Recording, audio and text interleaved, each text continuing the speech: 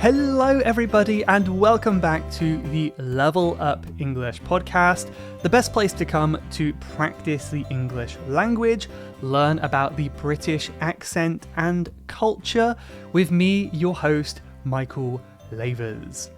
I am super happy to be with you today. I'm always happy, but today I am especially happy because I've just come back from a 2-week holiday in Japan and I just had the most amazing time. I had a really good time. I honestly didn't really think about home once. I don't know if you've ever had that experience before where you've been on holiday and you've been totally in the moment and you didn't think about going home even one time. And that's kind of how I felt, and it was really nice. But having said that, I was also happy to come home. It's kind of a, both ways are good kind of situation. So I really enjoyed it. I had a great time, but I'm also happy to be back. And because I was away, this is my first recording in a couple weeks, because the others I recorded in advance. So yeah, I'm happy to be back. I may be a little bit rusty. I have to get used to it again, but hopefully you'll bear with me. That means hopefully you'll be patient with me today. And I perhaps kind of selfishly would like to talk more about my Japan trip, but I can't think of a really good way to turn it into a podcast episode. So I have one more idea that I'd like to share with you before we get into the main topic of today's episode. Some of you, especially if you've been listening for a long time, you may know that I have 2 YouTube channels. In fact, before this podcast started, I was mostly focused on uploading videos to my YouTube channel, which was called English with Michael. And this channel still exists. It still has all of the videos I've ever made. Many of them include me going out in London on the streets and doing a lesson while I'm walking, or some travel adventure while I'm teaching some phrasal verbs. Sometimes during COVID, I was just sat in the park teaching some grammar, and many of them are just me at home teaching some English as well. There are so many videos there. Some of them I'm really, really proud of. Others, maybe not so much, because it was a learning journey. Along the way, I was learning and I was becoming more comfortable on camera. So there's a few different types of videos there. But anyway, my goal that I came up with recently is to turn that channel into my second channel. So it's kind of switching positions. That used to be my main channel on YouTube, and now I'm switching things over, the complete opposite. So my main focus, as it has been for the past couple years, is this podcast. So I upload the audio versions on podcast platforms, and I also upload video versions on YouTube. If you don't know, that's called the Level Up English podcast on YouTube. Very easy to find. But I also had the idea of turning that original channel into my second channel. Right, I don't really want to let it die because I put so much work into it, and it still has quite a few subscribers, so I'd like to keep it going. But I think from now on, I want to keep it a more casual second channel. So I will just decide what I want to put there. It could be kind of updates or just me walking around the neighborhood and sharing something interesting, something that isn't really enough to be a full podcast episode, but kind of bonus content, basically. And the first video I have a plan to make, I haven't made it yet, but I want to talk about my Japan trip in the first video there. So if you're interested in hearing about my trip, and a big part of what I want to talk about is my language experience there.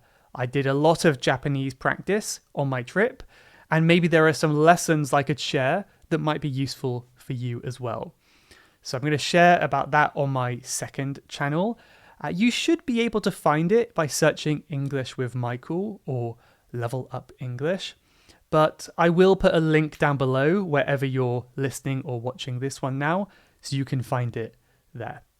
So yeah, that's all I wanted to say really. Just a little update, something new that I'm going to try to experiment with, but we will see how it goes.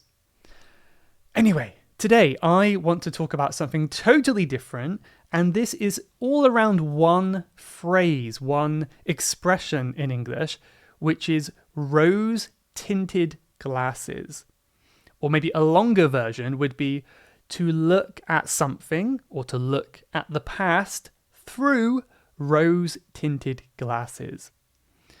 So this is a really useful expression, I think, and it explains a lot about human psychology as well. I think it's quite interesting to talk about. So I will explain the meaning behind this phrase, but I also want to give an example. So I think I'll give the example first, and maybe from that example, you could guess the meaning. That could be a good exercise to see if you can try to do that. So the main thing that came to my mind was something I spoke about a lot last year, which was my trip to Taiwan. I went to Taiwan for more than a couple weeks, and I cycled around the whole island of Taiwan, about 1,000 kilometers. And in the episode I made on this, I spoke quite a lot about how it was one of the most difficult things I've ever done, mentally, physically, very challenging. And this was mostly because the second half of the trip, there was a typhoon, a storm approaching, and that caused me to be very wet, very cold. And because of the wind, I was pushing really, really hard and tearing the muscles in my legs as well. So I also experienced a lot of pain, which I'm kind of still dealing with even 1 year later, almost 1 year later. It's still causing me some problems. So yeah, that was a very challenging thing. And yet, when I think back to that trip now, I have a lot of nostalgia. So here's one word that will be useful today.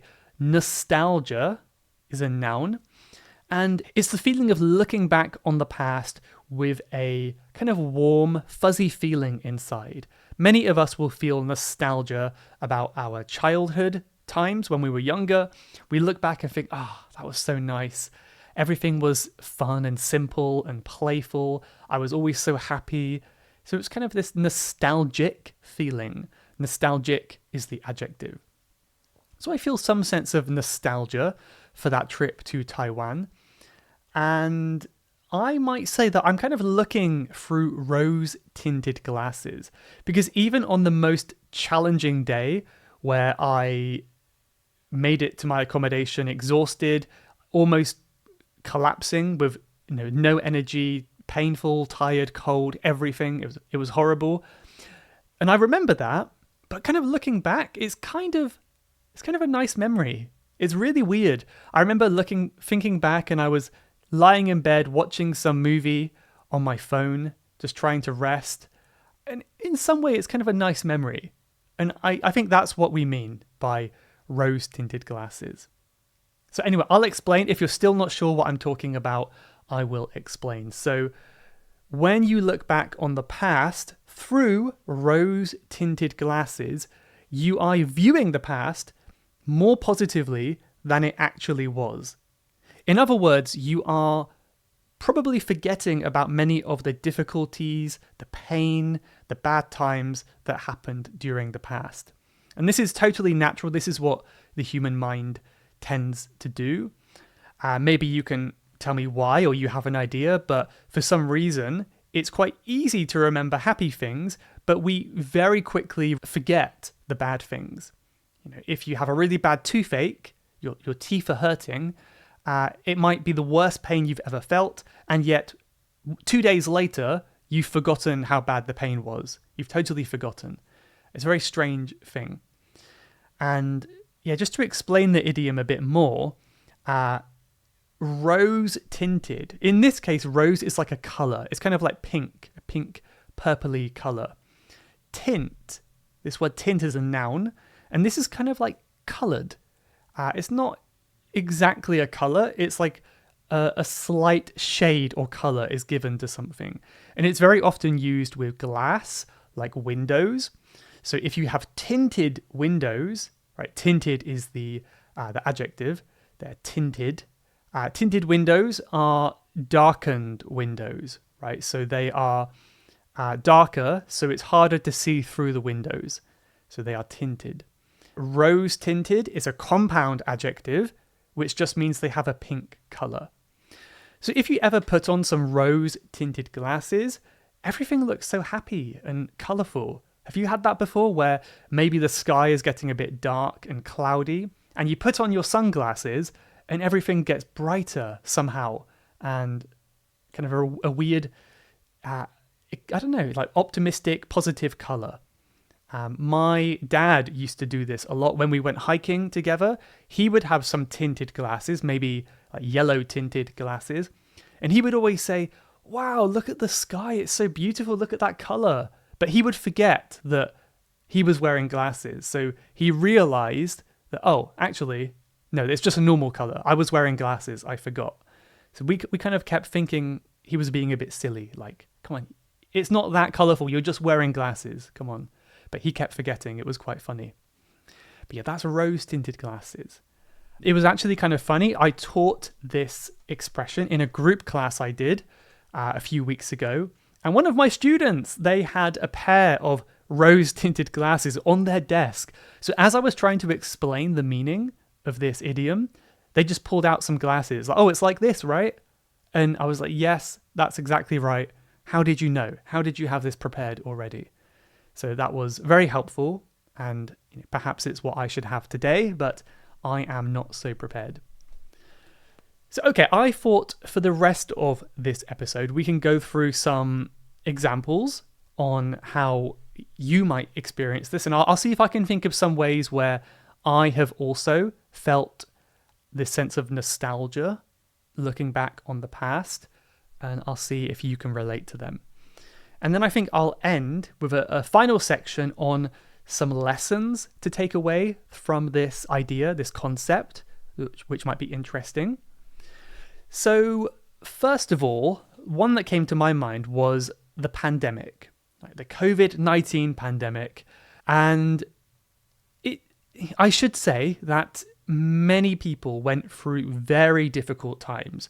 Of course, people lost loved ones, people were really sick, people lost their jobs, many things happened. People may have got stuck in certain parts of the world. For some people, it was a horrible time. So I'm not ignoring those difficulties. Of course, everyone had a varied, very different experience during the pandemic. But through many conversations I've had, I've noticed that many people look back on that time with rose-tinted glasses. And I think this depends where you're from. A lot of the people I've spoken to about it were from maybe Europe or from the UK especially, and that will have an impact. But let me give you my example. So in some ways, I look back on this time with rose-tinted glasses. When I think back to the pandemic, I had just come back to the UK and I was trying to find somewhere to live. I was kind of homeless at the beginning. And I was staying in an Airbnb. And then while I was staying there, the pandemic was announced. Or I should say the lockdown was announced, which means we were not allowed to go outside anymore. And at this point, it was too late to start renting a flat. So I missed my opportunity and I had no other choice but to move in with my parents. And at the time, I was kind of annoyed. I like my independence, so I wanted to live alone. And I also felt kind of, how long am I going to be stuck here? Like, is this going to be forever? Is the world going to end? It's easy to forget now, but we were very uncertain, like what was going to happen. Now we know things kind of went back to normal to some extent, but at the time, we didn't know if that was the end of the world. Some people may have felt that way. And yeah, I remember thinking back, I was very stressed, very uncertain. I didn't like not having my own space. And I think it's as I said, the uncertainty. You don't know when it's going to finish. That was one of the worst parts. But yet, looking back on that time, I have a lot of nostalgia because I was staying in the countryside, which means I could quite easily go for a walk in the beautiful countryside. It was very sunny that summer, so we had good weather, good nature, clean air, many benefits like that. Also, when I lived in London, it was just very quiet, right? So you can go to these, Big Ben, Buckingham Palace with no tourists. That was another great benefit. And it's just, in my mind, it was very simple, very peaceful. And I also spoke to my friends every week, which I don't do now, actually. But because of the pandemic, we were connecting on Zoom every week for a chat for a few hours. And kind of the opposite to what you would expect. We spoke more then than we do now. So there are many reasons why I kind of liked that time. But yes, of course, I am forgetting all of the bad things I went through, the stress and the uncertainty. So yes, maybe you feel similar, that we look back on that time with rose-tinted glasses. Let me know if you relate to this one or any more that I mentioned today. Another common example is with relationships, right? It's very easy. I mean, it can happen in friendships, but I'm talking about especially romantic relationships. If you're thinking about a partner you were with before, or a previous marriage maybe that you had, it's super easy to forget about the bad times, which in a way is nice because we don't want to remember bad memories, but you might have you kind of might have a bad feeling that, not a bad, but the wrong feeling that everything was fine. You were very happy, you were a really good couple, everything was easy and enjoyable. And I think this can really become a problem when you have a new partner and you start thinking about the good times with your last partner. And of course, that's very dangerous. So I think it's really important to realize that as humans, we naturally forget about the bad times.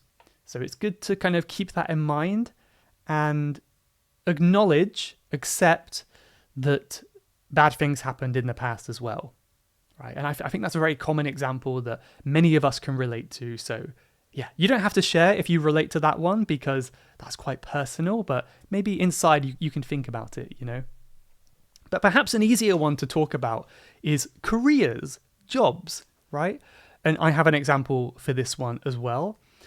There's a good chance that you have had more than one job in your life, and you may have days where you really hate your job. It's so stressful, you want to quit. I think that's quite normal for many people. So it's not always a sign that you should quit. Sometimes it is, but not always.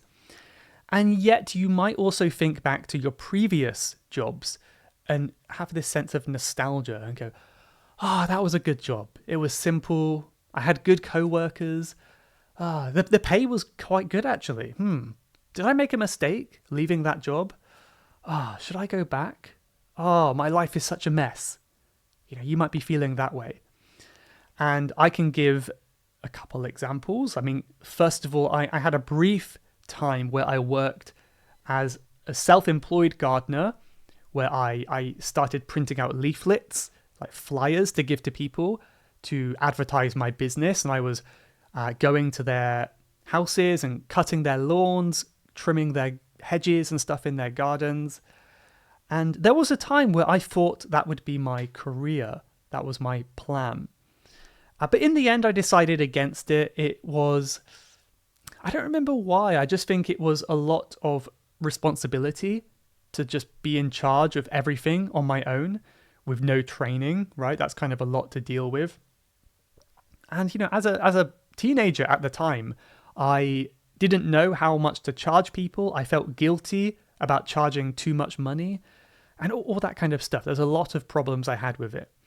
And I wanted to maybe that was the main thing. I wanted to travel the world. And if you're a gardener, it's not very easy to travel. It's not really a job where you can travel the world. Maybe the country, but the world, a little bit harder.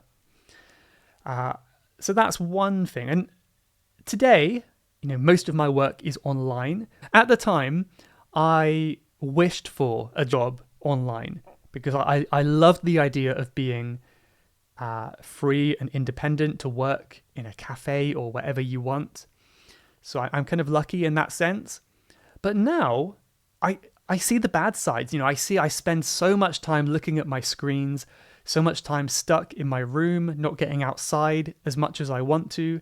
So there are definitely downsides. And I think, wouldn't that be quite simple if I just moved back to the UK, I bought a van, and I started my own gardening business? I could travel around the UK and help people with gardening.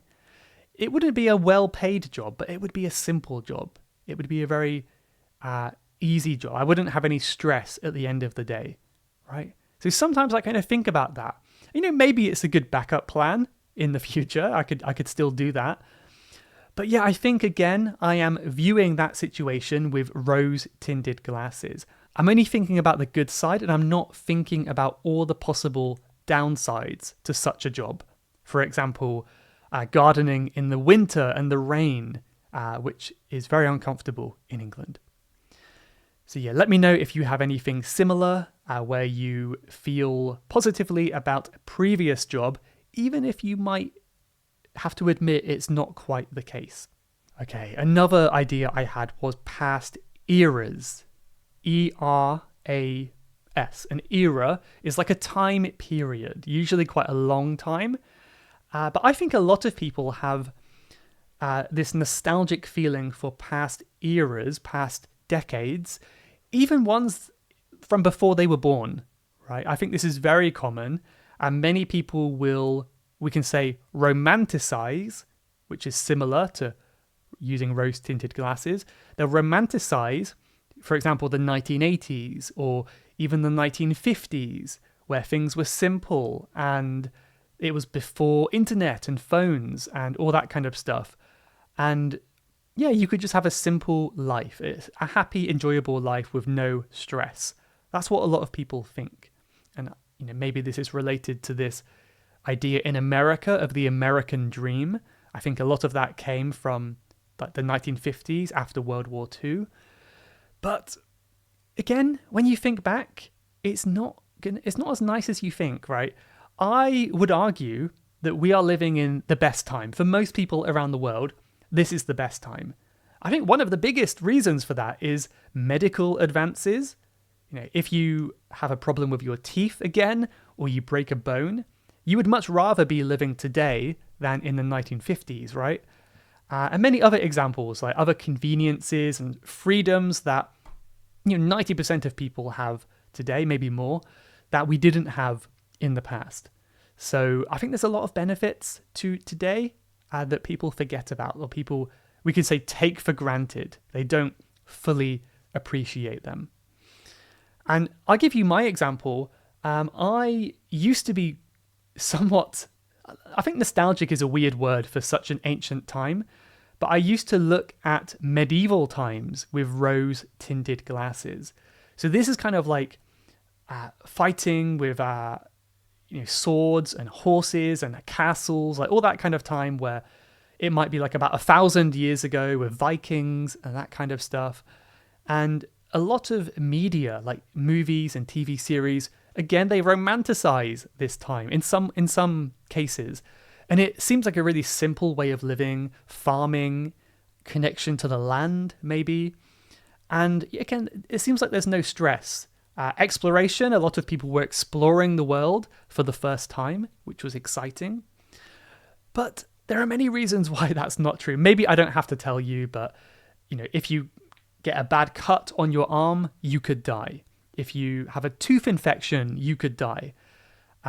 Life expectancy was a lot younger, a lot lower back then because people were dying of very simple things that we could cure today. And maybe if you were like a royal person in royalty, you had quite a good life.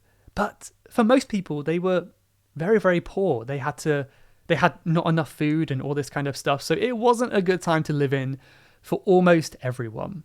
So anyway, yeah, just to summarize, I used to view that time with rose-tinted glasses, but then I realized, actually, it would be horrible. I am much happier today. Okay, I think I'll do two more here. One is holidays, vacations, going abroad. And this is a really big one when you go back to the same place twice. Have you ever done that before? I have a few times. The one that comes to mind was the Alps, the French Alps. I think I went first in about 2010, and then again in like 2012, maybe like 2 years later. This was when I was a teenager still. And the first time was one of my favorite trips. In fact, I think it was my favorite trip at that time. Up until that point, I had such a good time. Everything was really beautiful. The hiking was amazing. I just loved it so much. And I went back again with my family a couple years later. And the whole time I was trying to compare it to the previous time. And I was viewing it with rose-tinted glasses. Like, this is nice. I mean, this view is beautiful, but it's not as good as my memory. Right? In my memory, it was more beautiful last time. I kept thinking like this stuff. Like, yes, it's nice, but I'm also really tired. And I don't think I was this tired last time. But of course, that wasn't the case. I was equally tired on both trips because I did a lot of hiking. But I just forgot. It's very easy to remember a beautiful view, but it's not easy to remember how tired you feel. Right? So I was viewing my past trip with rose-tinted glasses, and I forgot the bad stuff, basically. Maybe you can give me an example of a time when you have done this as well, where you've been to the same place twice, or the same festival, same event, and you felt a similar way. Okay, last one now. Life changes, big life changes, like getting married, moving house, anything like this where there is a clear before and after, right? It's almost like when a new chapter begins in your life. And for me, an obvious one would be moving abroad. 2 years ago, I moved from the UK to Thailand, and I feel a lot of nostalgia for a few things in the UK, not many things, but a few of them. One of them is the winter, because it's always hot in Thailand. So when I think back to the winter times, I remember it being very cozy. It's dark, but there's the Christmas lights. It's kind of you can go to like a pub or a cafe and warm yourself with a hot mug of coffee or something like that. And I think back to those times with nostalgia. It's kind of a positive feeling I have. And I think, honestly, the reality is a bit in between. Right? I do think that's a really nice feeling. Going to a cafe on a cold winter's day, sipping on coffee, watching people walk by out the window. That's such a nice thing to do. People watching there. But the reality is, when I'm there, I'm just thinking, I'm so cold. I'm so uncomfortable. My nose is sniffing all the time because I'm so cold. And I wish I was somewhere warmer. So it's not quite as romantic as it kind of seems in my head. So again, I kind of feel like I have some rose-tinted glasses when I think back to different seasons and different ways of life in the UK. Whenever I go back to the UK, I'm quite happy, but I very quickly get bored. After just 2 days, I'm like, okay, I want to go back to Thailand now. That's kind of my feeling. So yes, once again, I think it's important to be aware of that so we don't take the current situation for granted. That's really important, right? Okay, so let's go to the final section now. I want to talk about some wisdom behind this. In other words, some morals or lessons that we might take from this way of thinking. So I've already mentioned this briefly in today's podcast, but I feel like knowing this concept or just being more aware of it is really useful for us to help us stay more positive during difficult times. So even if we're going through something quite painful or something quite challenging, it's nice to have that feeling that this might become a good memory in the future. So thinking back to my Taiwan trip, the next time I have a situation where I am miserable, I'm suffering, I'm in pain, I'm uncomfortable, I can just think, well, this is horrible, but probably in like 2 weeks, this might be quite a happy or funny memory. I might look back on this time quite positively. And I think that's a really wise way of looking at things, which I can't often do that, but if I could, it would be a great way of going through life and not letting the bad stuff get you down. So yeah, maybe you can question that yourself and maybe let me know in the comments to this episode. Can you think of any challenges that you have had that have now become good memories?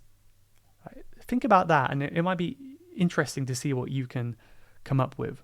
Another thing, I guess, to be aware of is that if you always think the past was better, it can negatively affect the present and how you live the present. So as I said before, if you're always thinking about your previous relationship and thinking how happy you were, how nice they were to you, that's going to really affect your current relationship, right? So, of course, if you feel like it's not the right relationship, that's a different question you have to ask. But in many cases, I think the best thing to do is just give all your attention to your current relationship. Rather than thinking about the past, think about what you could do now to make your current relationship the best. Right? That's going to be a much more productive way of thinking. So be careful when I guess it's good to have nostalgia, but be careful spending too much time in the past. That's my feeling anyway. And I guess kind of leading on from that, the final thing is it can be very unhealthy if we always think, we always look at the past with rose-tinted glasses. It could cause us to never be content with what we have now. We're never happy because we always feel like we reached some level of happiness in the past and we're always kind of chasing to catch up to that feeling again. It's kind of like an addiction, when you feel some high, some happy experience, and you're trying to chase to get back to that feeling forever, not realizing that the feeling you're trying to get to is not one that ever existed.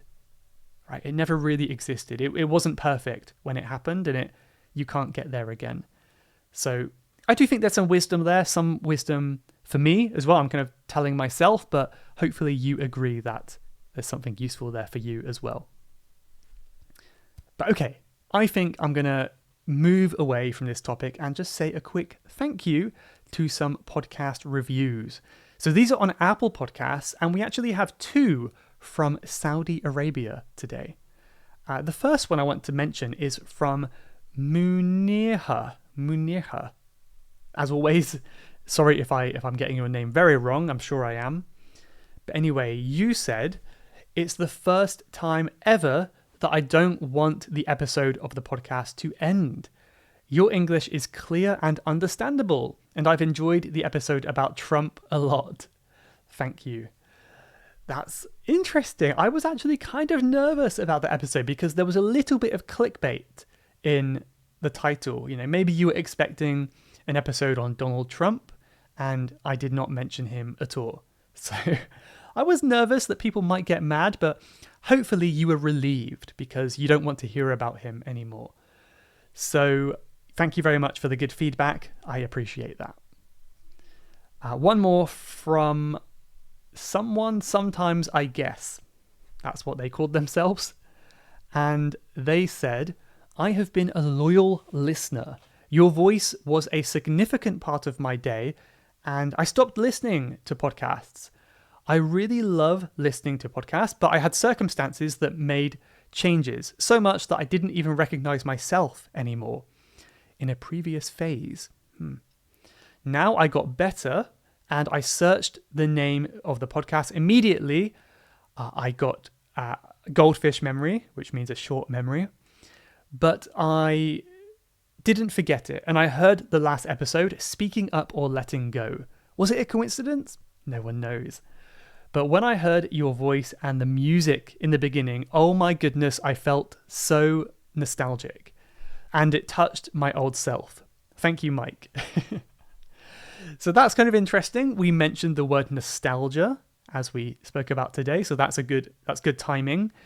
And I do appreciate that. It sounds like you've got some deep things, some deep feelings going on, which is interesting. But I'm glad that you are better. You feel better now.